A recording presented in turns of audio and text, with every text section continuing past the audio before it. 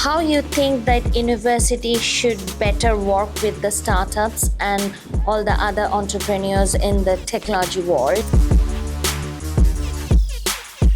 Universities are the powerhouse of the talents or the startups or the next generation founders. Prompt engineering or coding or blockchain literacy, which one you would like to go with? We have 200 students from around the world, and many of them are non-technical. So let me first introduce myself. I'm Anumita. I'm professor in accounting and finance at Brunel University of London. Over to you. Hi there, I'm Steve Nichols. So I work for, I co-founder of Mint Southwest. We run a co-working space working very closely with Super Team UK in Exeter. We're also closely linked with a couple of universities there, with University of Exeter and University of West England. So we're trying to get people and students involved in blockchain in the southwest region of the UK. Thank you. Hi, I'm Abdul Razak. I'm the president of Brunel Blockchain Society, and I've just graduated recently. I studied computer science AI at Brunel University of London, and I'm also working as a machine learning engineer in one of the Fortune 500 companies. Thank you. Hi there, I'm David Bosworth. I'm Director of Employability and Entrepreneurship at GBS, which is the building we're in. My role is to get students good jobs, and our students tend to be much older, so the average age is 37, so most of them already have a job. So my role is really to nudge them forward into high growth industries and make sure they make the right decisions. Hello, everybody. My name is Frankie Lai. I work for Surrey Academy for blockchain and metaverse application in Surrey Business School under University of Surrey. So my main role is the partnership. I'm head of partnership development and create a lot of events. So it's the coming Gen Z tech event in October, and also Tech Talk later. I will speak more about that two events later. Thank you. Hello everyone, this is Ming Han Xiao. I'm currently a third-year student from Imperial College and moving towards fourth year on next year. And for the recent 2 years, I'm the president of Imperial Blockchain Society, and also I'm the founder of Imperial AI Group. So from both societies, we do mainly three things. We do education, we do investment, we do have our own investment DAO. And we also, this year, we are trying to build a really great community for all of our developers. So we do events like hackathons, workshops, conferences as well. We are also in close partnership with Super Team UK as well. We do host a grant of 72K. So if you are building on Solana, welcome to apply as well. Yeah, and on this weekend, we are also running our month-long hackathon from Imperial College. So feel free to join if you are interested. Thank you so much. Thank you. Thank you. Hello, everyone. My name is Dr. Daku Agunobi. I'm the president of the Oxford University Blockchain Society, but also the founder of Vibes with Dr. Daku, which is a wellness, music, and technology festival. I do annual events around the world, but particularly do one in Lagos every December. We educate local software developers on blockchain development and a lot more. I've been the president of the Oxford Blockchain Society for about 2 years now, but I've been involved in the ecosystem for about 5 years. And we also run a lot of hackathons and events, and I'm also a postdoc at Oxford University, so well informed in the university ecosystem. Thank you. Thank you, everyone. So I will start with you, sir. So how you think the university could adapt all those new technologies, and what type of changes they should introduce in their curriculum to prepare their students for the future job market? Yeah, so I'm not working at a university myself, but I do speak to some of the lecturers, particularly around blockchain, to try and get their students involved in blockchain and emerging technologies. And I think one of the problems I see from the outside is that the universities take quite a long time to catch up, and that's not necessarily the technology that they have at the universities, because they tend to be quite advanced on jumping on the technologies, but just enabling the lecturers and the people working at the university to teach blockchain properly. So for an example, one of the lecturers at Exeter University really struggles actually teaching on a live blockchain. So they tend to use, there's sort of like red tape around that, because having to spend even if it's a small amount, money on gas for running some of the blockchain applications that they build with the students, prevents them doing that sometimes. So that resorts them for using testnets. And testnets in blockchain aren't sort of fully operational all the time, so they go down. So if you're in the middle of a class trying to teach students how to code or operate on a live blockchain, if it's a testnet and it goes down midway through a class, it's it makes it difficult to teach. So I think giving the lecturers the right funding, getting rid of some of the red tape to allow students to get access to some of the new technologies is really key, and something I think they need to probably improve on. Yeah, thank you. So I think you are trying to say that the university should be more focused towards how to adapt those new technologies in their curriculum so that they get enough support from the practitioners like you, and then they can include them in their teaching, and that could help the students to get advanced knowledge. Yeah, I guess tomorrow is just try and get access to those technologies and fund them as early as possible, because they move so fast. Unless you're there early, you're going to miss out or be late to the party, really. Yeah, thank you. So I think from your side, being a student and also now working for a company, so how you think that university should better work with the startups and all the other entrepreneurs in the technology world, and how that could be helpful for the future generation, or mainly for the students? Oh yeah, definitely. So in the UK, I believe like we all are aware that universities are the powerhouse of the talents or the startups or the next generation founders. So university definitely plays a huge role in this ecosystem. And also I believe, like as you mentioned, universities are trying to cope up with the advanced technologies, to receive them, to implement them, or to teach them. And I believe like as I'm the president of Brunel Society of Blockchain, we actually fill that gap between the university itself and the industry, because what we do is like we receive all those knowledge and expertise from the external companies, then we give it to our members who are much more interested. So you may be aware of, like, if university want to have a module, they need to have a certain number of students interested in that, otherwise they can't run it every year.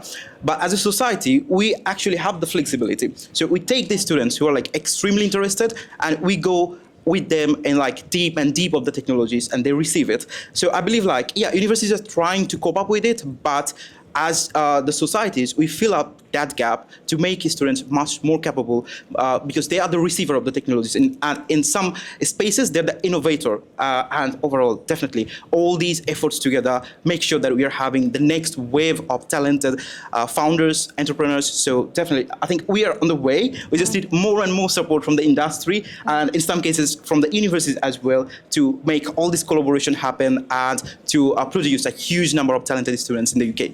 Thank you.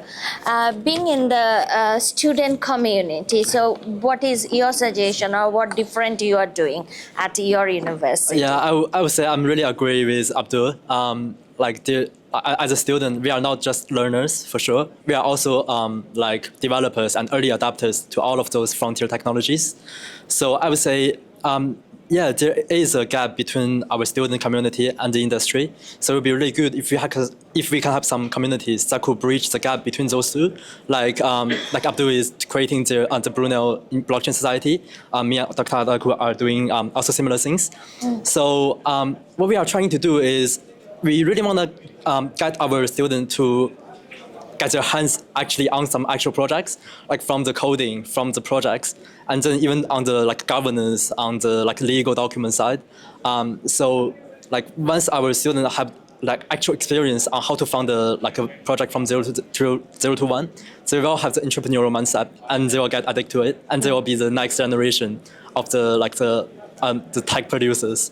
So that's my opinion. Thank you. Yeah. Thank you. And what about you? Like, there is always a concern from the students from business schools that we cannot embed ourselves in those type of societies because these are mostly done by computer science students. So you being in cultural activities, so it's quite interesting. So how you can what is your suggestion that how the students from other fields could also join and be benefited? Yeah, this is a really great question because I actually have 4 degrees across different areas, but one of them is economics. But I've also been a fellow at the Said Business School at the University of Oxford, as well as I'm a singer-songwriter, so have that creative side.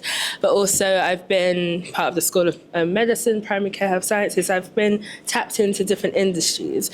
And I think one thing reason why it's such a good question, because I try to make it clear to people that you can get involved with blockchain and AI, even if you're non-technical. So whether you're non-technical and you want to learn to be technical, that's possible. But if you're non-technical and you don't want to, that's completely fine too.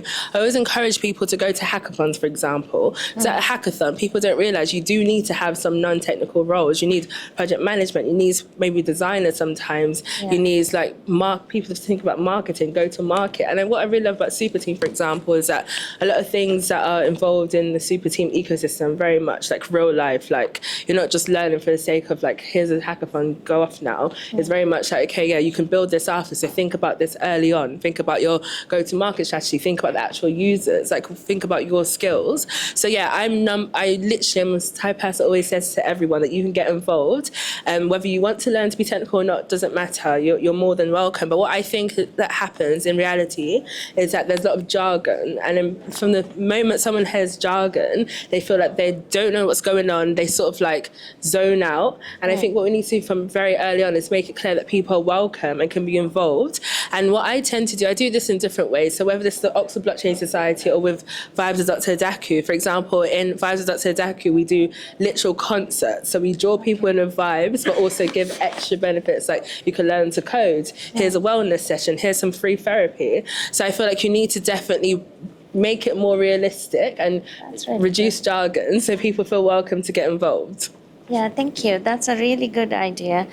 And to you, David, that what role do you think that higher education should play in addressing the ethical aspect of those technologies, how we can train our students and also the academics and the researchers that the ethical side of those technologies? We heard great discussions from the previous panels. Yeah. So for me, I think there's no such thing as a silly question. So why shouldn't we throw ethics out the window and ask those silly questions? Because the AI models may come up with something completely new. We do know that different countries are using AI against us.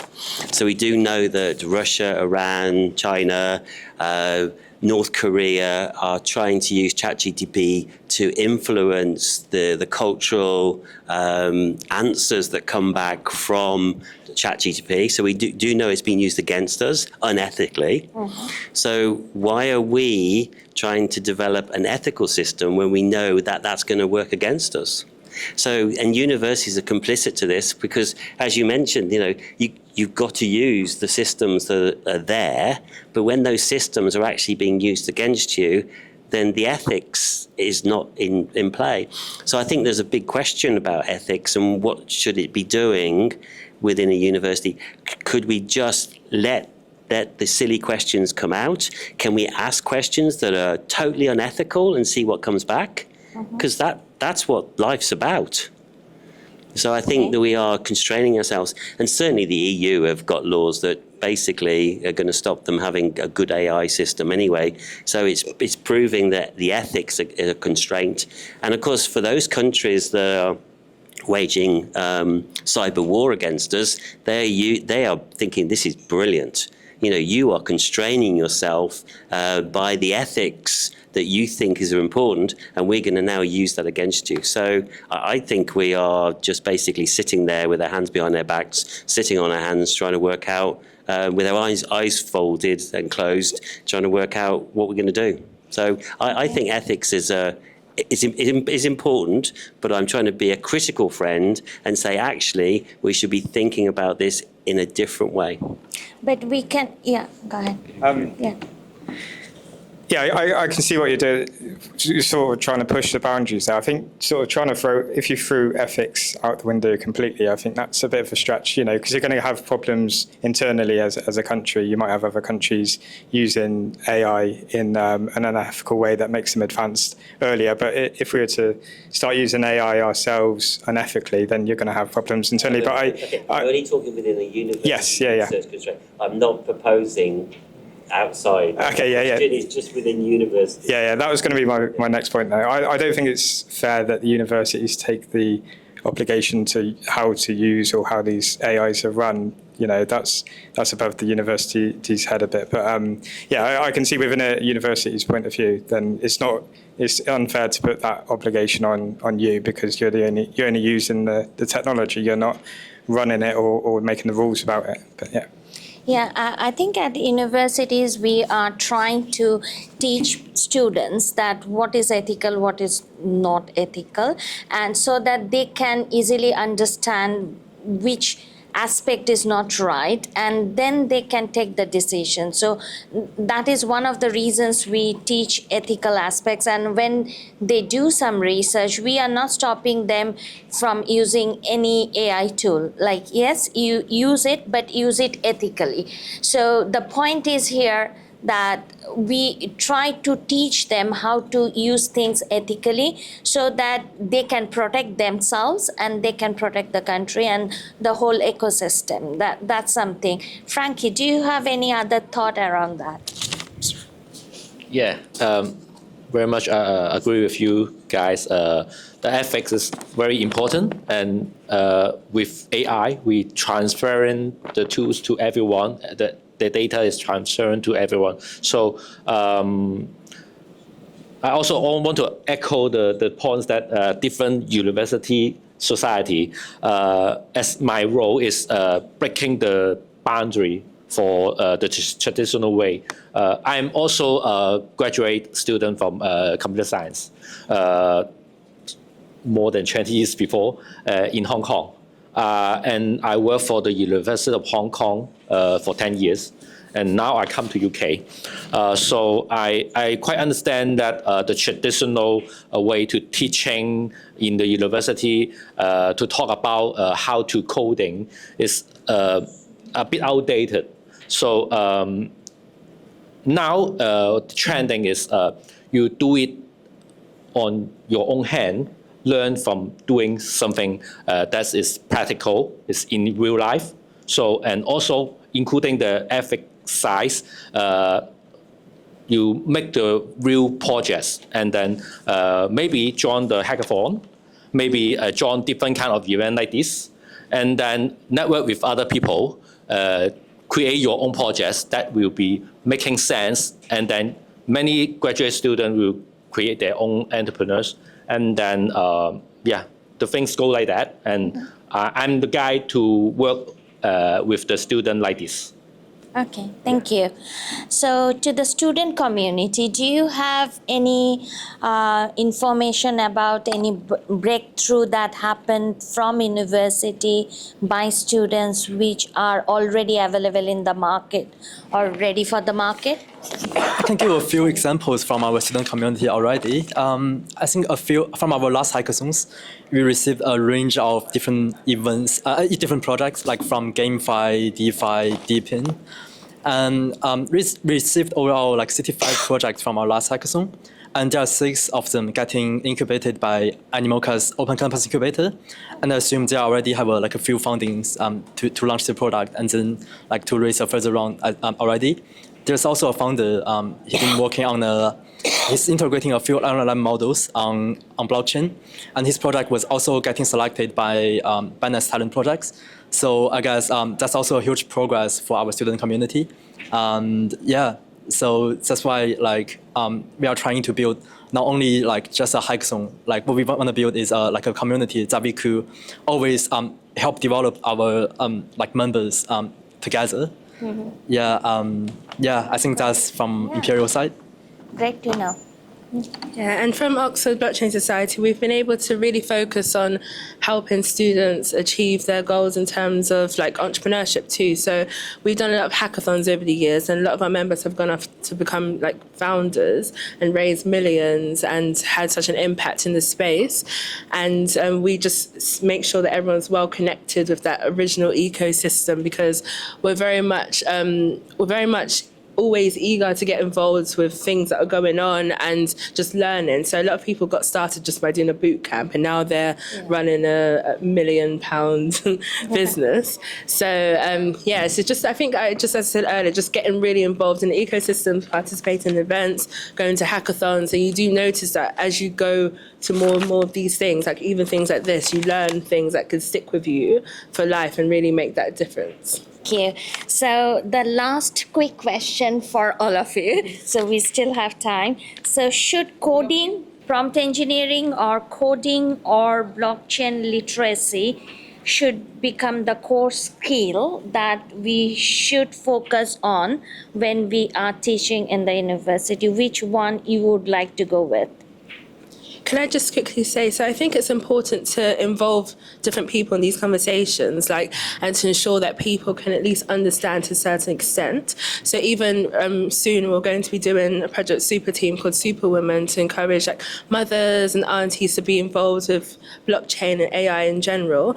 And I think the more that we involve everyone, it means that if this is going to be normalized into the future, like blockchain and AI, everyone being involved in these conversations and learning, whether that's prompt engineering, whether that's vibe coding, even if they just know the terminology, it means that we can ensure that voices are heard and involved from the onset. Thank you. So I think we are saying that we should take an inclusive approach where we should include everyone from the society. I think it should be taught from 7 years old.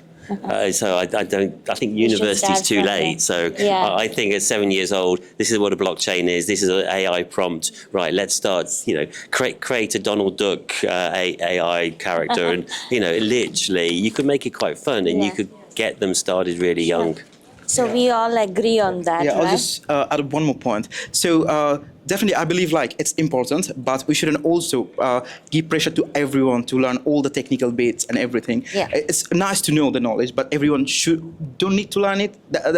And a few days ago, I actually took a masterclass for Global Financial Youth Club. So there I saw we had 200 students from around the world, and many of them are non-technical. So I showed them how the technology works, but I also mentioned you shouldn't learn it if you don't want to. You should just need to know how it works. That's enough for you if you're not trying to be technical. So that should be my side.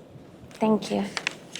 I was just going to bring up, I'm glad you sort of mentioned Open Campus and the accelerator there, because I know that pretty well. And something else that Open Campus has done successfully recently is sort of linked to universities in terms of the student loan and using blockchain to make that more accessible to everyone. So there was a talk earlier on real-world assets, and what they've done is they've tokenized the student loan. So rather than being constrained to a student loan provider, as you are at the moment, and students getting into loads of debt, they're opening that up with the blockchain around the whole globe, and then they're fractionalizing it so people can support students with finance, which makes it better for the student, and it also makes the investment opportunity global, and they're using the blockchain to do that through real-world assets. So an organisation like Open Campus is doing it sort of before. That's something that's a technology that's come in with blockchain before students get to university, but it's really benefiting and making it accessible to more people. Thank you very much. So thank you all of you.